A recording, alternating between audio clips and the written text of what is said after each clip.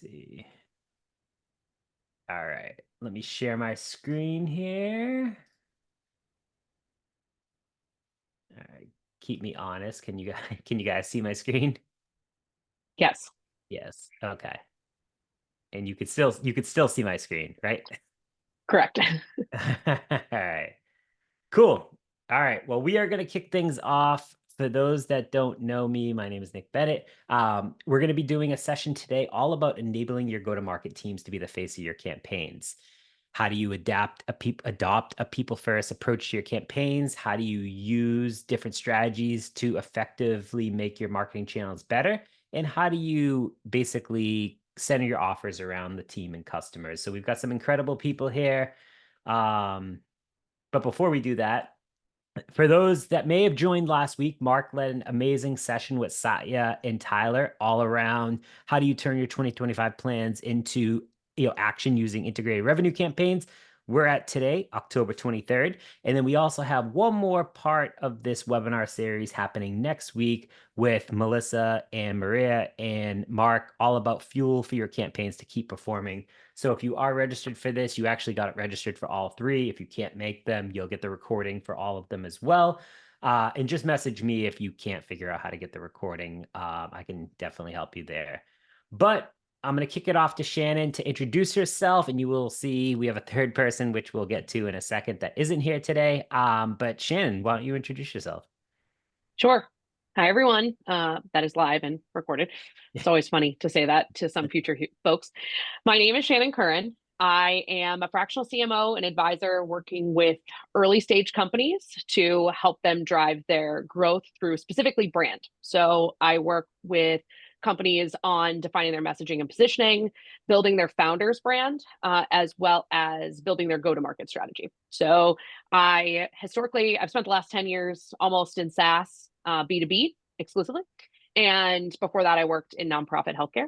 And I just recently went out on my own starting this February. So I've been doing this fractional stuff for a little less than a year and really loving it. And yeah, I'm based out of Boston, Massachusetts. So Love that. thanks. Excited to Awesome. talk to you. Hannah, how about you? Hi guys, I'm Hannah and I'm a performance-based digital marketer. I've been helping B2B brands either in-house or, well, I started at an agency, but now I am, like Shannon, working externally on my own. So I'm here to help scale and acquire new customers for brands. I've been working with B2B like Series A startups all the way up to enterprises, focused mainly on driving leads and awareness through channels such as Google, paid channels like Google, LinkedIn, Facebook, and a couple other platforms. I'm really excited to join this group of talented and experienced marketers. Love that. And you will see that we have a third person, Steph, who unfortunately right before this got sick and cannot make it. But Steph is amazing. She is the founder over at the Event Critic. If you've seen her video, she was at Zoom Info before that, ran the event team there. I'm going to fill in Steph's session for this one of her slides, just kind of I she did a great job preparing, so it should be fairly easy, but I don't think I could always, fill her shoes, but we're going to try anyways. And for those that don't know me, I'm Nick, co-founder over at TACK, have worked in B2B for the last, 13 years in marketing, mostly field marketing, event marketing, ABM, customer marketing, and now do this with Mark. So excited to be here. We have a few things that we're going to cover today. So really, we want to get through all five of these. And before we do, I want to kind of make this is conversational. So if there is questions that you have, feel free to drop them in the chat. We'll infuse them throughout. But ideally, what we're going to tackle today is how do you identify internal influencers in your organization? Incredibly important. I was actually just on a call this morning that we talked a lot about like the internal influencers within the organization. It was funny because I was like, oh, we're presenting on this later today. How to build their perspectives, how to identify where your customers are for activation, how B2C has crushed this, and examples of this in the wild. So events, again, Steph's section, I'll talk a little bit about that, and Hannah will talk on the digital side. I'm going to hand it over to Shannon, and she's going to kick things off. Awesome. Thanks, Nick. Sorry.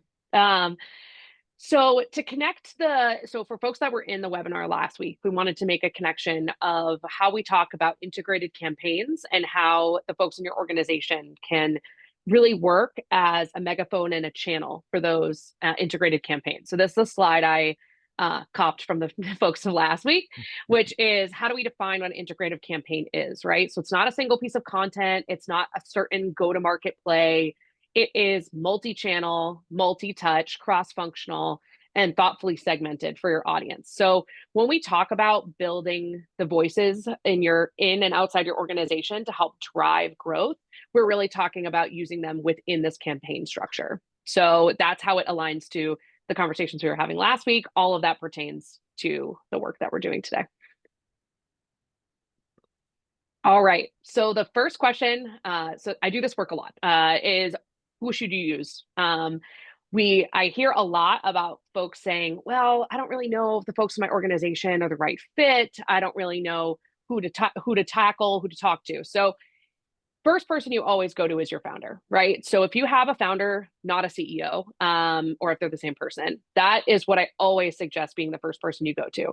That person should have the best differentiated opinion on why your company exists and how to impact the customers that you're really trying to reach.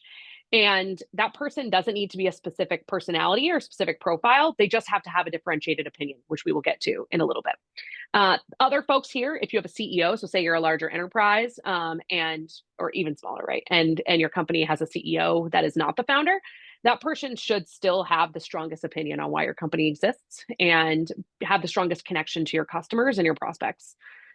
The next level is usually what we call SMEs, so subject matter experts. I hate using acronyms without explaining them, but I'm sure everyone on this call knows what an SME is. I can't call it a SME. It makes me feel itchy. So these folks are the people in your organization that have the deepest expertise on the problem that you're solving for your customers. So this doesn't necessarily mean they're the most technical resource, but it does mean that they have the deepest understanding of the unique problem and solution that you provide to a certain set of customers. These folks are usually a gold mine of information, and that is very deep and detailed. So you will work with them very differently than you'd work with your founder or CEO on extracting that information and making sure you can distribute it in a way that your customers and prospects can consume it.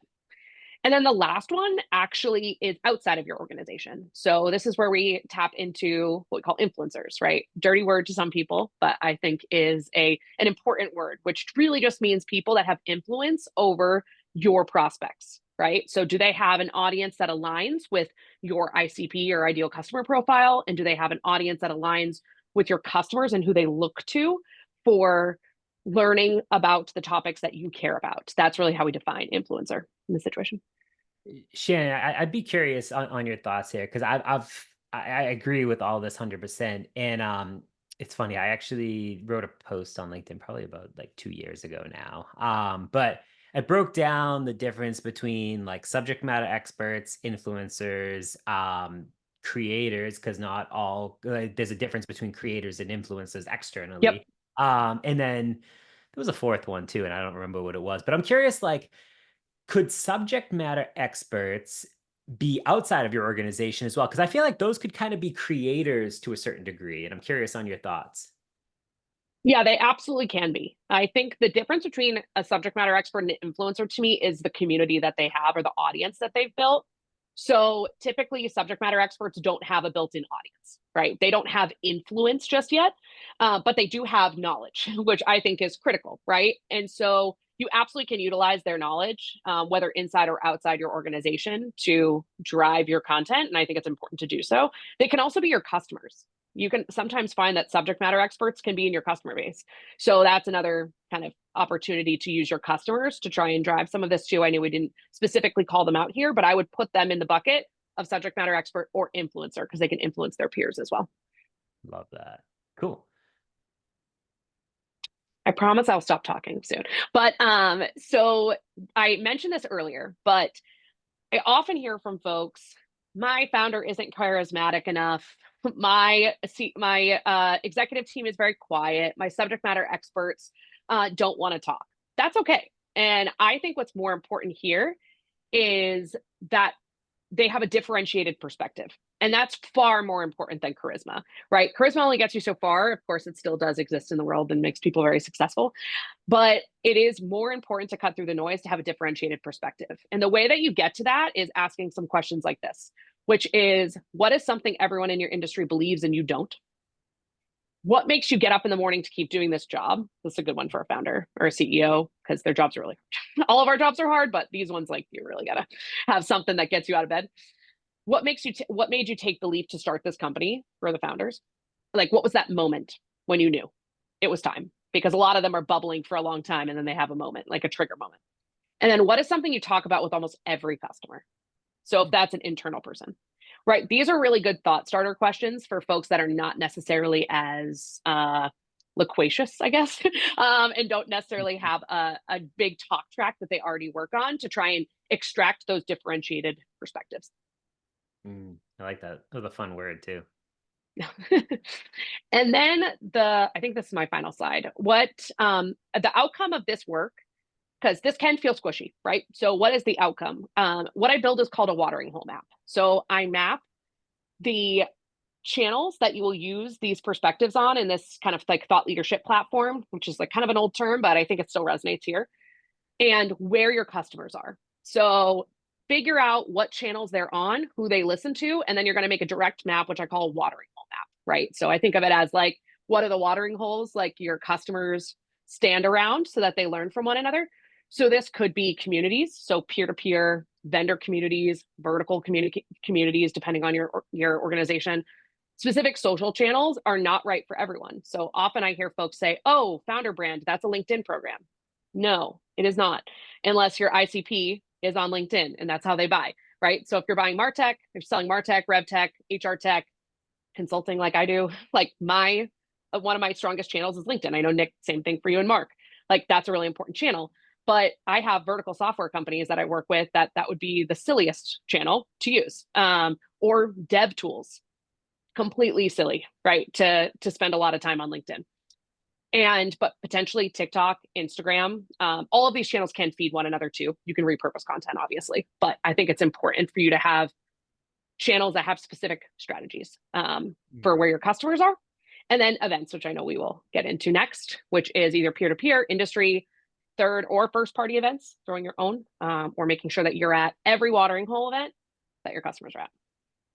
Yeah, I agree on the social channels. One thing that we've seen a lot of success with is YouTube, for example. Like, we just hit 25,000 subscribers on YouTube. And Amazing. all I'm doing is just repurposing a lot of the content from webinars like this, from the masterclasses that we do within TACK Insider, from the podcast, like our clips that we put from that. And it's driven a tremendous yeah, honestly, for any marketer that's out there, a hugely, if you have a podcast, whether at your company or even not, I didn't realize this, but YouTube has the way that their algorithm works, like they prioritize podcasts and it has its Yes. own like kind of piece within there. And YouTube drives a majority of our traffic for the podcast. And like, I would never have thought that going in. And I'm sure a lot of B2B companies don't leverage this, and they have podcasts and they're just kind of like, oh, Apple, Spotify, whatever. Like, we're just kind of doing our thing. Like, invest in YouTube, especially if it's like a video podcast, which more than likely it is. Hugely undervalued and undertapped channel. Cool. All right, let me see. Was there a question? Will this deck be shared separately? Yeah, yep. We'll be sharing the deck out, Jen, as well. So the deck plus the recording. And sorry, I'm so not used to, like, I have my I have my screen like in slideshow, and so the slide, like when someone chats in, I don't So know. tiny. Yeah, it's so Yeah. tiny. But I we're can watch the figuring chat. it out. But all right, so I'm gonna step in for Steph here again. She did a fantastic job. But we're gonna be talking about a lot about events, and I have done lots of events in my career. So hopefully I can do a little bit of justice here. But when you think about the key differentiators between B2C and B2B events, the first thing is audience. In B2C events, it's all about like creating a memorable, an emotional experience that gets people excited about your brand. Like when you think about giveaways, immersive activities is another one, and entertainment. You want to keep it fun and engaging. On the other hand, B2B events are really all about, it's a different ball game, because you have the decision makers, your professionals, and it focuses the shifts to networking and sharing industry knowledge, but building long-term relationships. So like, big difference there. And personally, I've done a few B2C events. I used to work for Motorola. And we used to basically release a new phone every time Apple released a new phone in September. It was the dumbest strategy they had at all time. But I was responsible for AT&T, as like I worked with the indirect dealers of AT&T all along the East Coast. So I would travel up and down the East Coast, and I would basically have to come up with fun incentives, fun types of programs, campaigns, events that would get people to not be brainwashed off of Apple, even knowing I liked Apple as a person. And it was incredibly hard, but definitely very different in the way that you approach events from an audience perspective, from B2C to B2B. Now, when you think about tone and content, which is the second one, B2C events tend to be more playful. They're more creative. And they're really packed with storytelling. You're using visuals, music, the emotional pulls to capture your audience's attention. But for B2B, it's much more data-driven. It's more serious, although hopefully, you're doing events that are a little less serious as well. Um, it's all about the facts and proving value at the end of the day from a B2B perspective. And I think that there's ways to get around it. It's less fluffy. But again, it depends on your industry. Like if you're in manufacturing, like the events that you're going to do is very different than tech. And like it's interesting because manufacturing is still spending $30,000 on like newspaper ads. And they just haven't obviously come around to where things are today.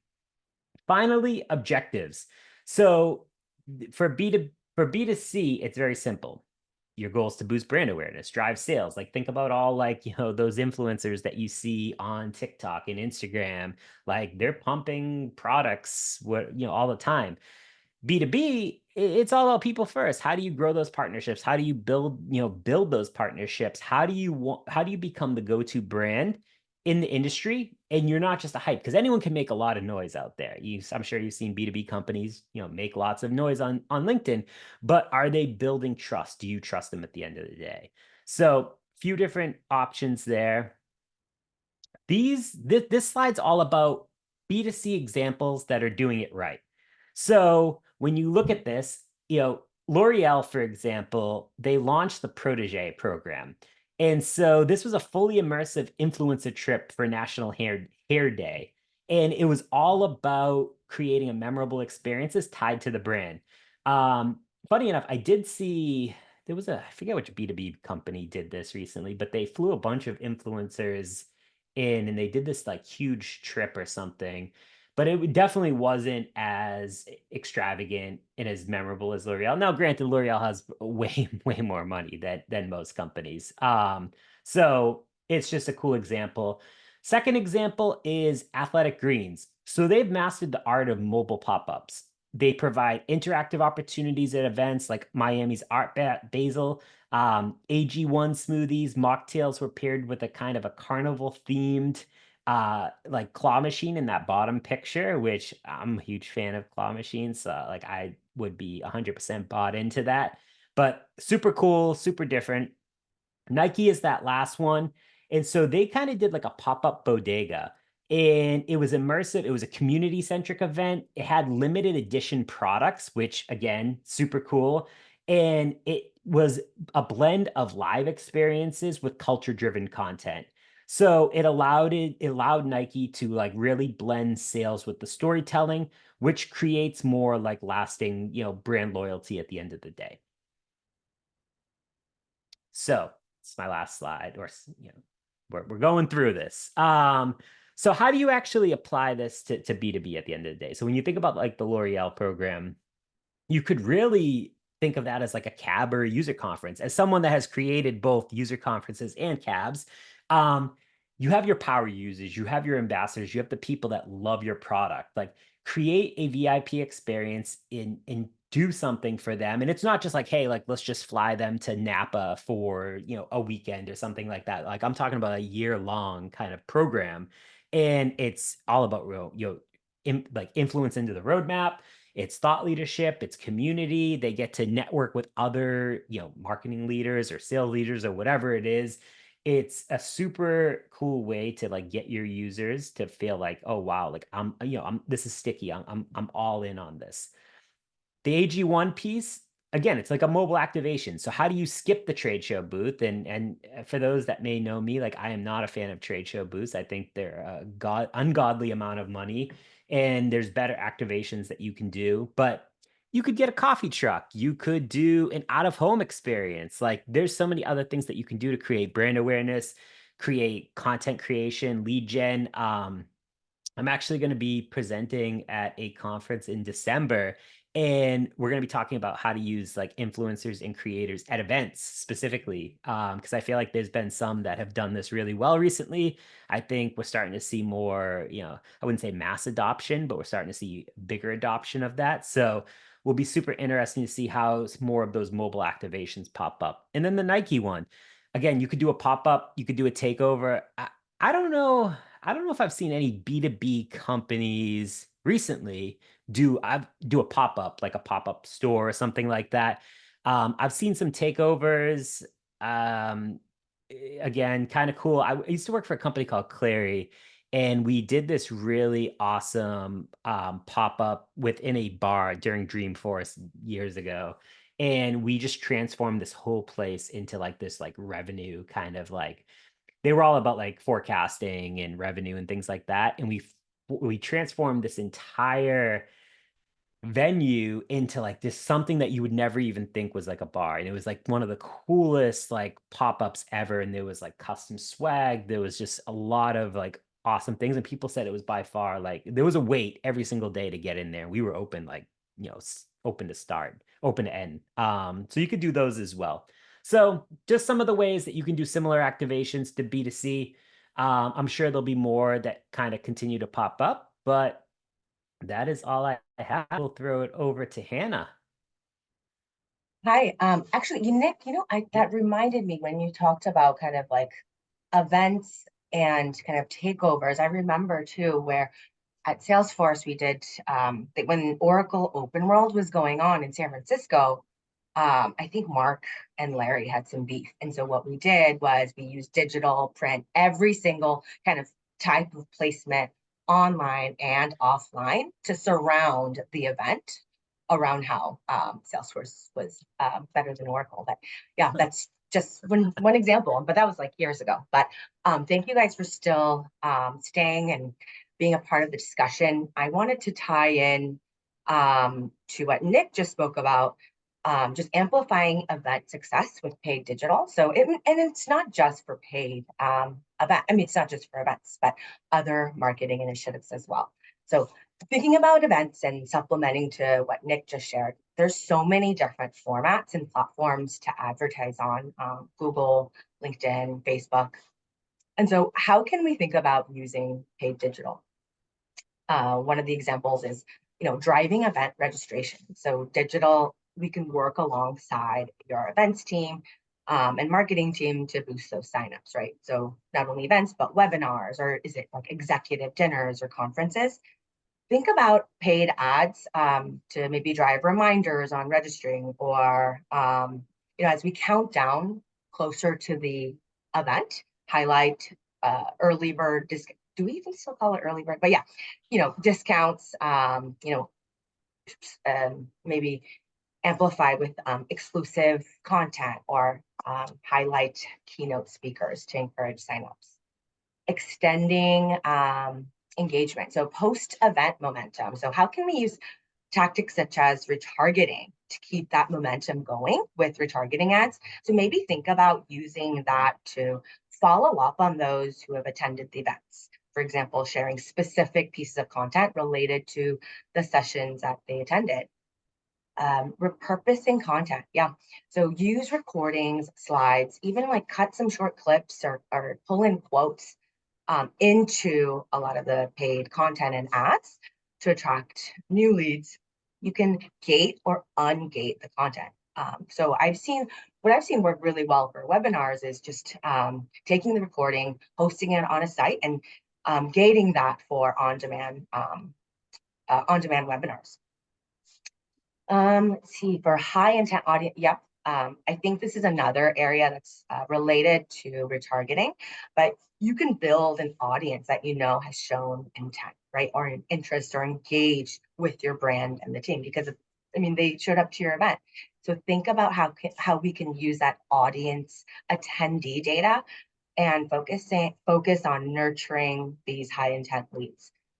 We have so much data in digital, so teams can use this to identify interactions. So were they, I don't know, at the booth? Did they request a demo? Were there session participation? So what we can do with this is offer personalized ads and content to guide them towards the next step. But again, it's not only events. Paid digital can amplify larger initiative successes. And yeah, so I think that's, oh, and by the way, so one of the things I just remembered is in terms of KPIs, in the previous, or the part one of this session, I saw that Tyler and Satya, they had shared in like slide 10 of their presentation, really important and detailed KPIs to track. So if I thought that was really helpful. So if you guys want to reference that, that would be really good. Back to this slide, making B2B ads work harder for your brand. So I don't know if I should say this, but I don't think any of this is revolutionary, the things that I'm sharing, and I don't think it's mind-blowing insights, but I think it's always nice to have a reminder, right? So I'd like to share some key points to help you get like the most out of paid, because right now we know costs. So the CPCs are rising. Like I've seen, like in the past year, they've almost doubled or tripled. And we know marketing budgets are tight, which means we need to make every dollar count, right? And in general, and as we talk about a lot of the TACK, our cruise principles, I think it's important that we put people first, because there's just so much brand spam everywhere. Like the quality of content is down, and channels are super saturated. So that's why I wanted to talk here about making these ads and your content work harder for your brand.